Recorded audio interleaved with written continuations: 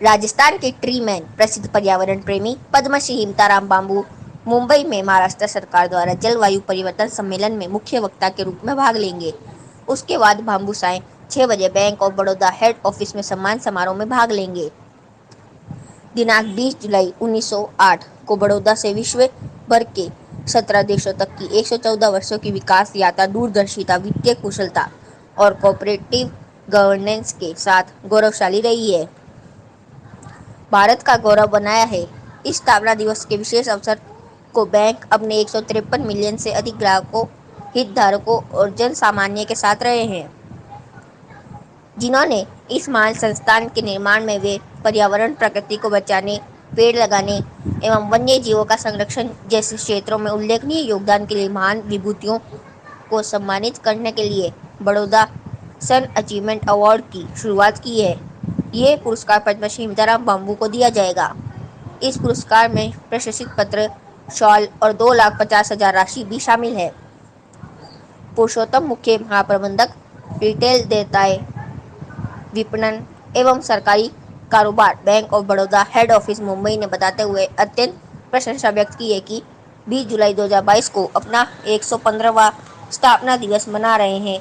इस वर्ष बैंक ने प्रकृति संरक्षण, वृक्षारोपण और वन्य जीव संरक्षण की श्रेणी में पद्मश्री अवॉर्डी हिमताराम बांबू को केवल राजस्थान से एक व्यक्ति का चयन हुआ है, जिन्हें 20 जुलाई 2022 को 6:30 बजे जियो वर्ल्ड सेंटर वीकेसी मुंबई में ये सम्मान दिया जाएगा। बांबू ने बताया, गोगेलाव कंजर्वेशन रिजर्व फॉरेस्टेड में बनेगी लवकुश वाटिका, जिसको विकसित करने हेतु वित्तीय वर्ष 2022-23 के लिए बजट आवंटन कर दिया है, जिससे 2 करोड़ रुपए खर्च होंगे।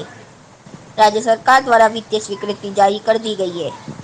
पहली किस्त 88,83,000 रुपए मंजूर कर दिया है। आवंटित राशि का संपूर्ण उपयोग 30 सितंबर 2022 तक सुनिश्चित किया जाए।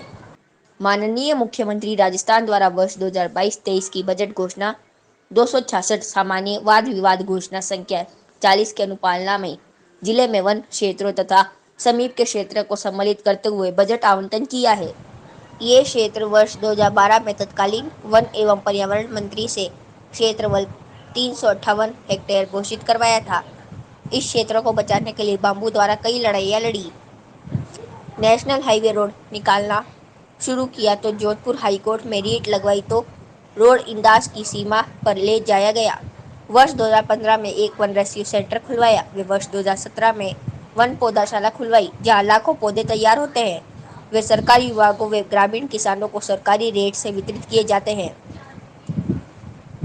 वहीं वर्ष 2017 में 75 लाख रुपए राज्य सरकार से बांबू ने मंजूर करवाकर बाउंड्री बनवाई। वे 17 जून 2022 दिल्ली में केंद्रीय वन एवं पर्यावरण जलवायु परिवर्तन मंत्री भूपेंद्र यादव से 6 करोड़ का बजट मांगा गया है, ताकि शीघ्र ही स्वीकृति होने की उम्मीद है।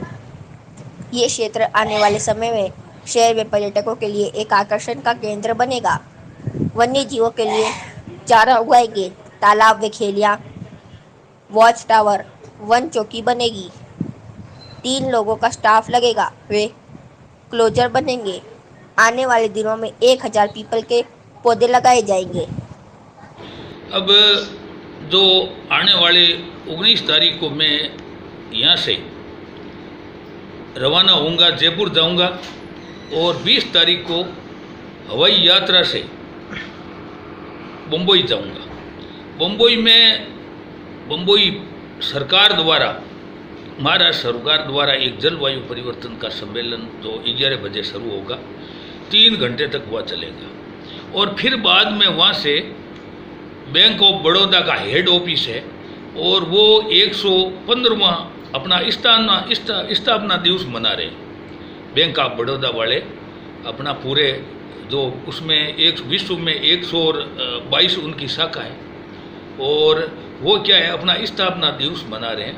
उस स्थापना दिवस के अवसर पर उन्होंने प्रकृति प्रेमी जो वन पर्यावरण वन्य जीव संरक्षण में जिस व्यक्ति ने काम किया है, इसलिए उसमें मेरा नंबर आया है राजस्थान से इंडिविजुअल एक आदमी का, और वहाँ मेरा वो 6:30 बजे वह सम्मान करेंगे। 2 कार्यक्रम एक साथ आ गए बिल्कुल ही। तो अब क्या है कि वो स्थिति नहीं रही कि भाई एक जगह, एक जिला, एक तहसील, एक कोई मतलब एक स्टेट। अब क्या है कि मैं हिमाचल गया, हिमाचल बुलाया, और पहले फिर बाद में यूपी गया, यूपी बुलाया, फिर बाद में मैं पंजाब गया, वहाँ बुलाया, फिर दिल्ली बुलाया, फिर दिल्ली वापस राष्ट्रपति भवन में एक संगोष्ठी हुई, वहाँ बुलाया।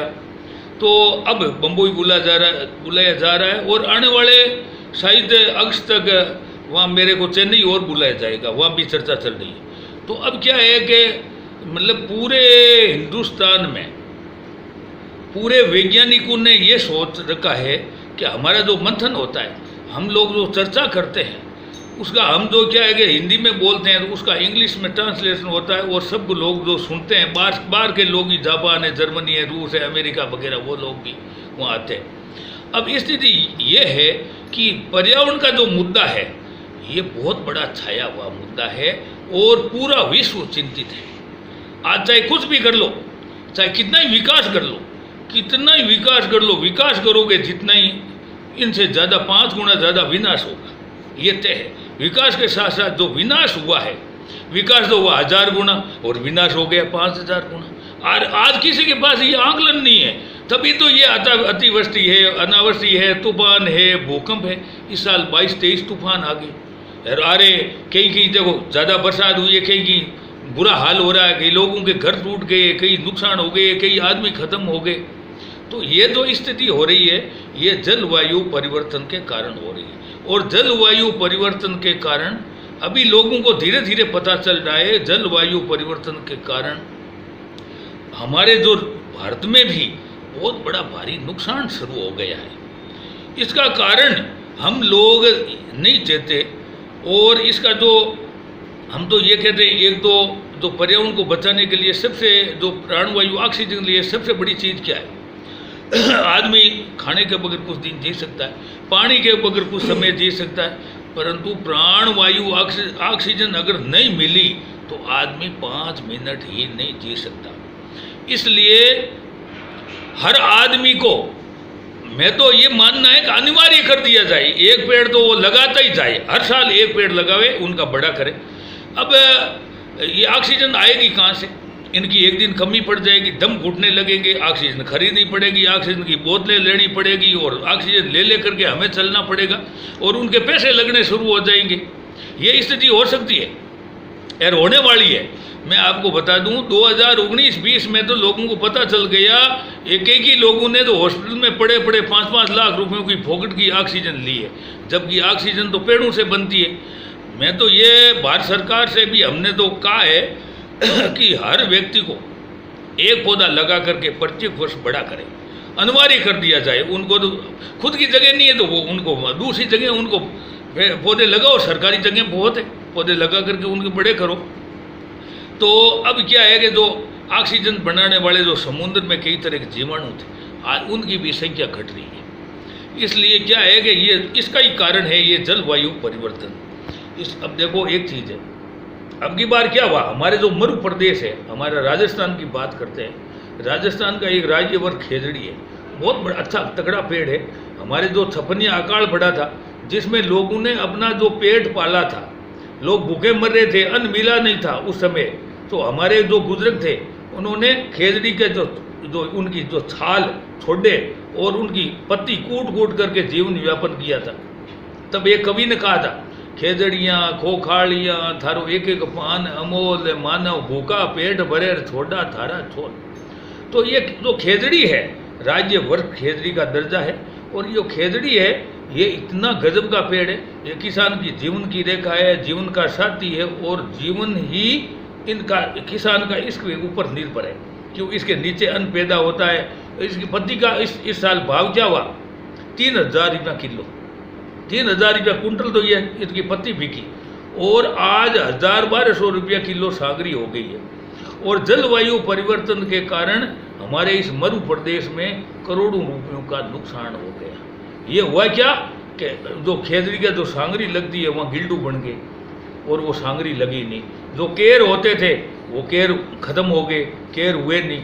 तो ये जलवायु परिवर्तन का असर, अब जो किसानों के जो अन्न पैदा होगा, तो इसका क्या है कि ये अन्न, इसके दो दाग लगना शुरू हो जाता है, क्योंकि पहले हमारे जो बुजुर्ग थे 3-3 साल 4-4 साल तक 5-5 साल तक अन्न इकट्ठा करके रखते थे। आज वो बात नहीं है बिल्कुल ही। अगर उन्हें तो बोरी में ही गुड़ पड़ जाए फिर भी न खावनो शुरू कर दे। तो इन वास्ते ये जलवायु परिवर्तन से हमारे जो किसानों को नुकसान होगा, हमारे आने वाले जो भावी पीढ़ी को नुकसान होगा, और इसको तो बचा रोकना ही होगा। रोकने के लिए बस एक ही उपाय है कि ज़्यादा से ज़्यादा पेड़ लगाएं और इस पर्यावरण की संरक्षण करें और पर्यावरण की रक्षा करें। और दूसरा जो विकास है, विकास, हाँ, अब जनसंख्या बढ़ रही है तो जनसंख्या बढ़ने के कारण सरकार को विकास तो करना पड़ेगा और संसाधन उनको उपलब्ध कराना पड़ेगा। तो हमने एक सरकार से मांग करी है कि जनसंख्या ने रोको भाई, लाख रोगरी एक दवा, ये सब चीज़ें ही कम पड़ जासी, पानी धरती और हवा, ये धरती पानी हवा सब कम पड़ जाएगी। ये एक दिन ये सा आएगा। तो इसलिए हम लोगों को हमें सावधान होना पड़ेगा। और अब मेरा जो ये पद्मश्री का आपको बता दूं कि मेरे को पता नहीं था कि ये इतना है। लोग कई पद्मश्री तो हमारे राजस्थान में कई लोगों को मिला है, बट मेरे तो ये स्थिति हो गई है कि मेरे को तो 1 मिनट ही फुर्सत नहीं है। रात को भी फ़ोन आ जाते हैं, कोई शिकार की घटना होती है तो फ़ोन आ जाता है, कोई जानवर घायल होता है तो फ़ोन आ जाता है, कई पेड़ कटते हैं तो उनके लिए फ़ोन आ जाता है। और सुबह उठते ही पेड़ पौधे लगाने शुरू कर दे। हर रोज़ 200, 400, 500 पौधे हम लगा करके शाम को सोते हैं और फिर उठ करके वही काम यहाँ तो है ही। इसके अलावा बाहर बुलाने वाले, अब आप देख लो कि अब जो बाहर बुला रहे, यहाँ से रवाना होऊंगा कार से, यही महाराष्ट्र सरकार की किराया लगेगा, प्लेन से सरकार महाराष्ट्र का किराया लगेगा।